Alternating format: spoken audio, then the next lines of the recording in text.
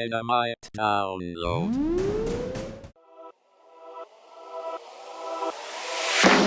Hey everybody, welcome to Bonds' biggest moment of the week.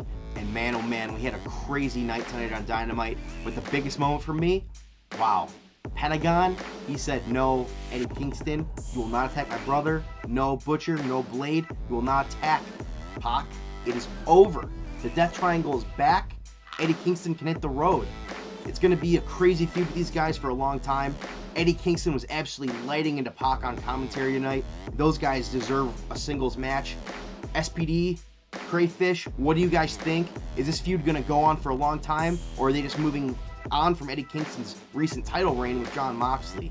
I think this is going to go on for a while, and you can read about it tomorrow in my column on dynamitedownload.com. Yeah, I think that this is one of those things coming out of what we've seen, the build-up. SPD, you had called that this was sort of one of those moments, one of the actual feuds. We haven't seen a lot of feuds on Dynamite, and this was one of the ones that you felt like this could become a real blistering hot feud that could last for a while, right?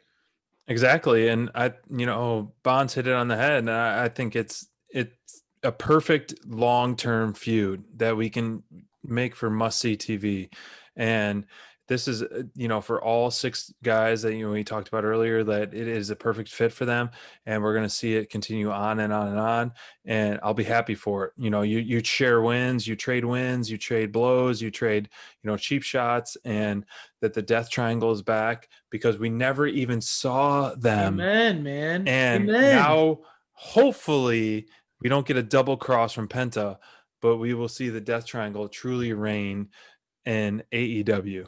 I like it. I'm all for it. I want to see the Death Triangle. I want to see them raise hell. I want to see them tear apart people left and right. That team, literally, I couldn't bring together three greater people. I agree. love it. I know that you're a Lucha Lucha Bros fan. You're a big Lucha Bros fan. It's like taking your favorite tag team and my favorite wrestler and just putting them in one little group, super group. It's awesome. I love it. So I'm all for that. I think that what's also great about this, to be honest with you, to piggyback off what Bonds is talking about here, he mentioned that, Kingston really pivoting off of his loss with Moxley.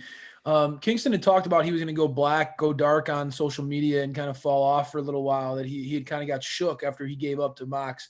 That didn't happen. And I think that's because AEW realizes that they have a guy who they need out there all the time. He's money on the mic. He's killer. People want to hear what he has to say. So for me, having him break away from the title loss from Moxley and pivot immediately into a very personal, very like emotional, violent feud will be perfect, right? Because you're pivoting him away from, you're getting him distracted from the title scene, and you're getting him pulled away and not making him feel weak.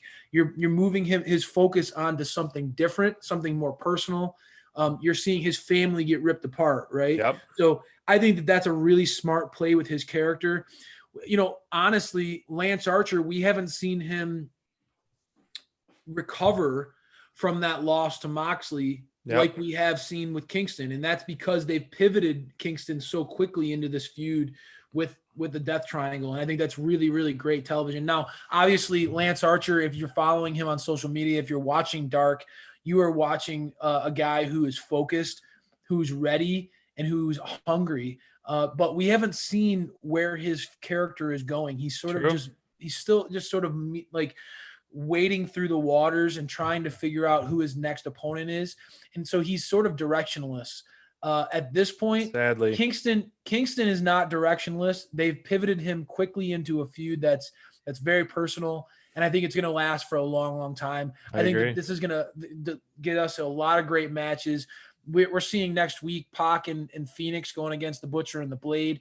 You're going to see the Lucha Brothers go against the Butcher and the Blade. You're going to see Kingston go against Pac. You're going to see all sorts of great matchups. I can't wait. I can't wait to see somebody go head-to-head with Butcher one-on-one. That's going to be tough, right? Because he stands out so much as far as a physical specimen in that group. But I think that this is going to last a while. I think Bonds is going to be writing quite a bit about this feud for the next couple months. This is really going to be one that us as fans want to see for a while. I can't wait. And if you put Penta and the Butcher in a match, the chop battle will be eerily painful. Oh my man, gosh. dude, I can feel it I now. can't wait. No It's gonna thanks. happen. I'm calling it. Butcher and Penta are gonna have the best chop battle of 2020 That / says a lot 2021. because Eddie Kingston throws some I know. mean chops, and if you put him against his ex best friend, now that could get nasty. That could get personal. We've But been there, done Butch, that. Chop Bunkhouse battle. Butch is mean, bro. I don't want to be receiving any chops from that big fella. So Oh, thank you. no, that's awesome, man. I think that this is definitely going to be one that lasts for a long time, and really on most nights that would have been my top moment, right? And I just would have been blown away as a big Pac fan. I would have been all about it. But this show was so stacked that honestly, it wasn't even my. I honestly think that the Thunder Rosa Serena Deeb match was even a little bit higher for me, which is shocking. Wow. So, yeah. So I can't wait to read the article tomorrow, Bonds. Thanks for sharing your insight, brother. We'll talk soon.